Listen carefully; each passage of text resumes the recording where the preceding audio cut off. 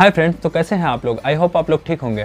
मैं अबरार आलम लेकर के आया हूं आप लोगों के लिए इस मेडिकल लेक्चर की चैनल में एक फिर से नया मेडिसिन जो कि है पैरासीटामोल टेबलेट। ठीक, पैरासीटामोल टेबलेट एक ऐसी टेबलेट है जो कि एनाल्जेसिक और एंटीपायरेटिक्स दोनों प्रॉपर्टी रखती है। देखिए, एनाल्जेसिक और एंटीपायरेटिक्स का मतलब क्या होता है कि एनाल्जेसिक का मतलब जो कि बॉडी का पेन को कम करे, यानी किसी भी तरह का पेन सेंसेशन जो होता है किसी कारणवश उस पेन को अगर कम करता है तो उसे एनाल्जेसिक कहते हैं। वहीं पे अगर बात करें हम लोग एंटीपायरेटिक्स की, तो एंटीपायरेटिक्स एक ऐसी कंडीशन है जिसमें क्या होता है कि मतलब जो कि फीवर को कंट्रोल करता है, यानी कि बॉडी के अंदर अगर टेम्परेचर बढ़ जाए तो उस टेम्परेचर को कम करने के लिए जो मेडिसिन होती है उसे एंटीपायरेटिक्स बोला जाता है। ठीक, तो ये दोनों प्रॉपर्टी रखती है, मतलब दोनों तरह का कंडीशन को ये कंट्रोल करने की क्षमता रखती है। जैसे कि एनाल्जेसिक जो कि पेन को कम कर देता है और एंटीपायरेटिक्स जो है वो फीवर को कम कर देता है। तो आज डिटेल में जानने वाले हैं इसी के बारे में कि कौन कौन सी ऐसी कंडीशन है जिस कंडीशन में पैरासीटामोल का यूज़ करा जाता है और साथ में कौन कौन सी स्थिति है और उसके साथ इसका डोज किया जाता है और साइड इफेक्ट क्या क्या हो सकता है,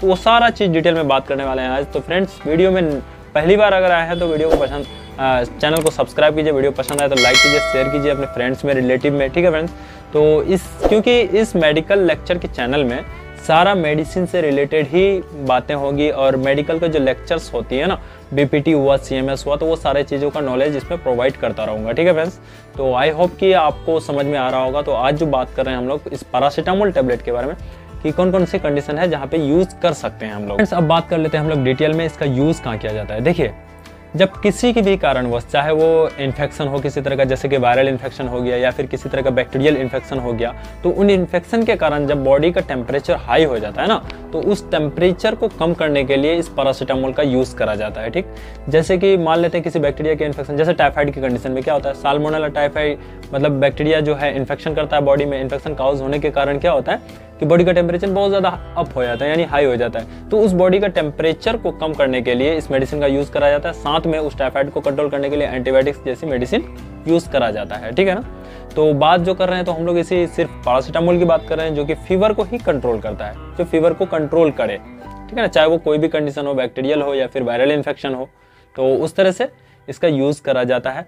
और साथ में ही अगर बात करें हम लोग इस पैरासीटामोल की, तो देखिए फ्रेंड्स, आप बात करने वाले हैं हम लोग कि किस कंडीशन में इस मेडिसिन का यूज़ करा जाता है या फिर कितना बॉडी टेम्परेचर होने पे इस मेडिसिन को प्रिस्क्राइब किया जाता है डॉक्टर के द्वारा। ठीक है ना, तो देखिए, जब क्या होता है कि बॉडी टेम्परेचर हम लोग का यानी नॉर्मल से एबव हो जाता है, तो नॉर्मल बॉडी टेम्परेचर कितना होता है, जब 98.6 के अंडर रहता है बॉडी टेम्परेचर, ठीक है ना, यानी उससे कम रहता है या फिर 98.6 तक भी रहता है, तो वो नॉर्मल बॉडी टेम्परेचर कहलाता है। ठीक है, और वहीं से जब 99 से एबव चले जाता है बॉडी टेम्परेचर, तो उसे बोलते हैं बॉडी टेम्परेचर मतलब फीवर आ जाना। ठीक है ना, तो वो हाई भी हो सकता है, माइल्ड भी हो सकता है, बहुत ज़्यादा सीवियर भी हो सकता है। तो वो डिपेंड करता है कि किस कंडीशन में है पेशेंट, तो उतना टेम्परेचर गया है, तो उसी के अकॉर्डिंग फिर मेडिसिन को प्रिस्क्राइब किया जाता है। ठीक है ना, तो यहाँ तक समझ में आ गया होगा कि बॉडी फीवर किस कंडीशन को बोलते हैं। जैसे कि 99 पॉइंट से एबव अगर फ़ारेनहाइट जाता है तो उसे फीवर बोलते हैं। वहीं पे 100 तक, 101 तक रहता है तो माइल्ड बोला जाता है। 1 पार करता है 14 तक, यानी कि 104 फ़ारेनहाइट तक जाता है तो वो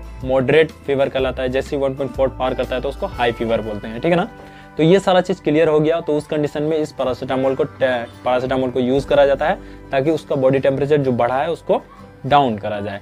ठीक है ना, आई होप कि यूज़ समझ में आ गया होगा आप लोगों का कि किस किस कंडीशन में यूज़ करा जाता है और कितना बॉडी टेम्परेचर रहे तो उसे इसका यूज़ करा जाता है। अब देख लेते हैं हम लोग इसका डोज कि किस कंडीशन में कितना डोज दिया जाता है। तो देखिए, जैसा बॉडी टेम्परेचर रहता है उसके अकॉर्डिंग डॉक्टर इसको प्रिस्क्राइब करते हैं कि कितना डोज दें तो इसका बॉडी टेम्परेचर जो है नॉर्मल में रहे। ठीक है ना, जैसे कि अगर कोई इन्फेक्शन का कंडीशन बहुत ज़्यादा रहता है तो उस कंडीशन में अगर टेम्परेचर बहुत ज़्यादा हाई रहता है तो उसको कम करने के लिए डोज बढ़ाया जा सकता है। या फिर माइल्ड कंडीशन में रहता है, यानी टेम्परेचर बहुत ज़्यादा नहीं रहता है, तो उसके कंडीशन में फिर डोज को घटाया भी जा सकता है। ठीक है ना, तो डिपेंड करता है सीवियरिटी कैसा है, उसके अकॉर्डिंग ही इसको प्रिस्क्राइब किया जाता है। ऐसे अगर एडल्ट डोज की बात करें हम लोग तो 15 mg पर kg के हिसाब से मतलब पर डे डोज दिया जा सकता है। ऐसे अगर सिंपली में बात करें हम लोग तो एक 500, जैसे एडल्ट डोज में अगर देखें तो 500 mg की जो टैबलेट आती है ना, तो दिन में 2 बार या 3 बार दिया जा सकता है। ठीक है ना, ये एडल्ट डोज फिर डॉक्टर अपने सीवियरिटी पेशेंट का कंडीशन देख करके ही उसको प्रिस्क्राइब करते हैं। वैसे भी कोई भी मेडिसिन बिना प्रिस्क्रिप्शन का यूज़ नहीं करना है फ्रेंड्स। ठीक है,